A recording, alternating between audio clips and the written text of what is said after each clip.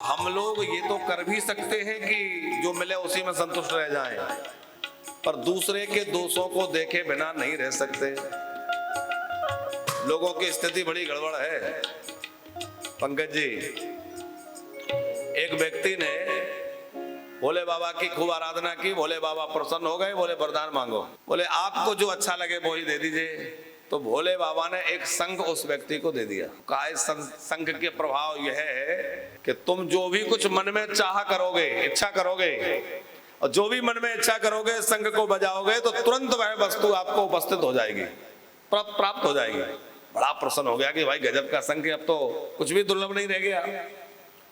जाने लगा तो भोले बाबा ने कहा सुनो, इस शंख की एक विशेषता और है कि तुम जब शंख बजाओगे जो कुछ मांगोगे वो तुरंत मिलेगा, लेकिन तुमको जो मिलेगा उससे पड़ोसी को 2 गुना ज्यादा मिलेगा। अब उसका माथा खराब, तपस्या मैंने करी, भजन मैंने करा, और मुझे तो मिलेगा सो मिलेगा, पड़ोसी को डबल मिलेगा।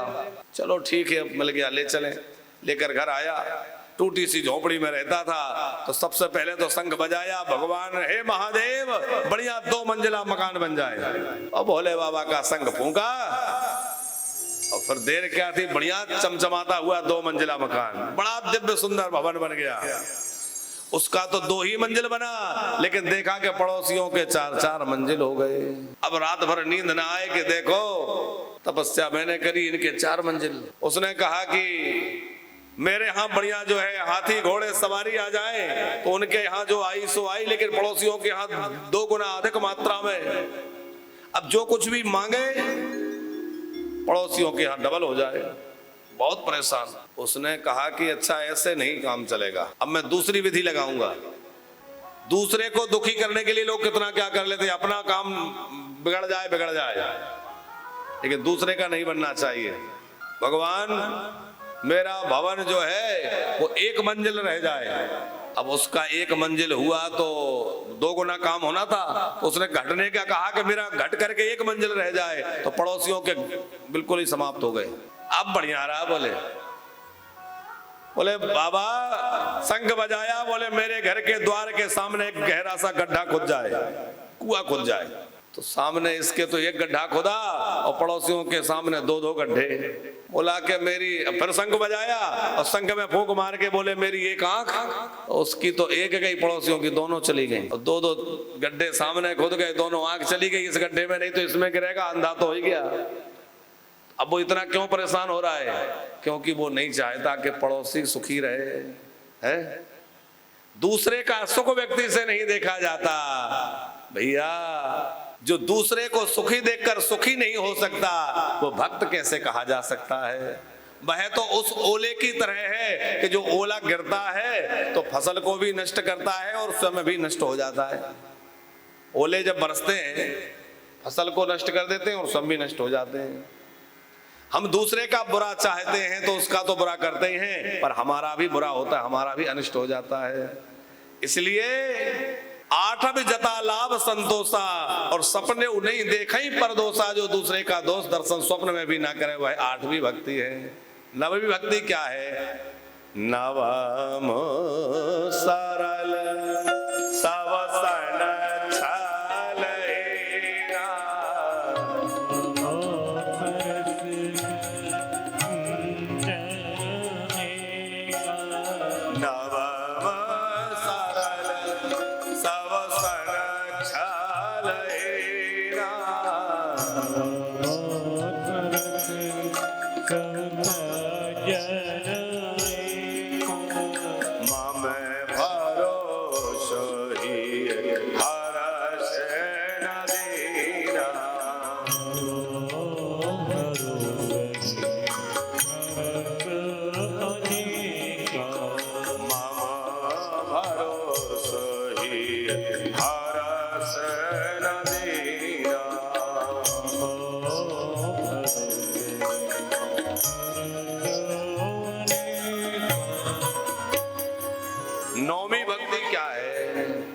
सरल बन जाओ, ये 9वीं भक्ति है। नवम शरण, लेकिन शर्त क्या लगी है? सब सन छल हीना, छल रहित हो जाओ और भगवान के भरोसे हो जाओ। बिना भगवान के भरोसे के बात नहीं बनेगी। बिनु विश्वास भगति नहीं, तेहि बिनु द्रवाही न राम। और राम कृपा बिनु सपने हो, जीवन लहे बेसराम। बिना भगवान की भक्ति किए स्वप्न में भी व्यक्ति सुखी नहीं हो सकता, सुख नहीं मिल सकता है। हरि भजन बिना सुख शांति कहाँ, बिना भगवान के भजन के सुख और शांति कहाँ मिल सकती है। तो सारी जितनी भी भक्तियां हैं 9 प्रकार की, इनमें 8 भक्तियों में कोई ना कोई शर्त लगी है, पर एक भक्ति ऐसी है जिसमें कोई शर्त नहीं लगी है। वो कौन सी है? प्रथम भगति संतन कर संगा। संतों का संग करना जो भक्ति है, इसमें कोई शर्त नहीं लगी। आप चाहे जैसे संत संग करो, संतों की कृपा से चित्त निर्मल हो जाएगा और भगवान में मन लग जाएगा। लक्ष्मी जी ने कहा कि प्रभु अपने भक्तों के लक्षण तो बतलाइए कि किसको आपका भक्त माने। विष्णु जी कह रहे हैं, भगवान विष्णु कह रहे हैं, जिसने विष्णु मंत्र की दीक्षा ग्रहण की हो, जिसके मस्तक पर ऊर्ध्व पुण्य लगा हो, उसके 100 पीढ़ी के पितृ मुक्त हो जाते हैं। ये भगवान की वाणी है देवी भागवत में कि जिसने विष्णु मंत्र की दीक्षा ले ली हो किसी गुरु परंपरा से, ऐसे ही नहीं, गुरु परंपरा से जो महापुरुष हैं उनमें से किसी से विष्णु मंत्र की दीक्षा कान में जिसने ग्रहण की हो, उसकी 100 पीढ़ियां तर जाती हैं। गुरु वक्ता विष्णु मंत्रो यस्य कर्णे पतस्यति वदन्ति वेदास्तं चापि पवित्रं च नरोत्तमम्। वेद वेदांत में जितने भी सत्कर्म कहे हैं उसने मानो सब कर लिए। जिसने विष्णु दीक्षा कान में ग्रहण कर ली वह पवित्र हो गया।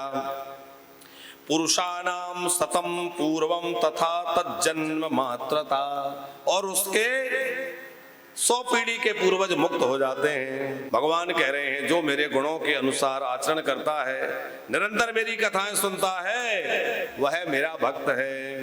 मद भक्ति युतो मद भक्तिर्युक्तो मर्यतश्च सयुक्तो मद गुणान्विता मद गुणाधीना वृत्तिश्च तथा विष्टिश्च संततम।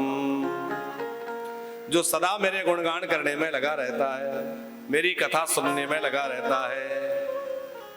मां में गुण गावत पुलक शरीरा,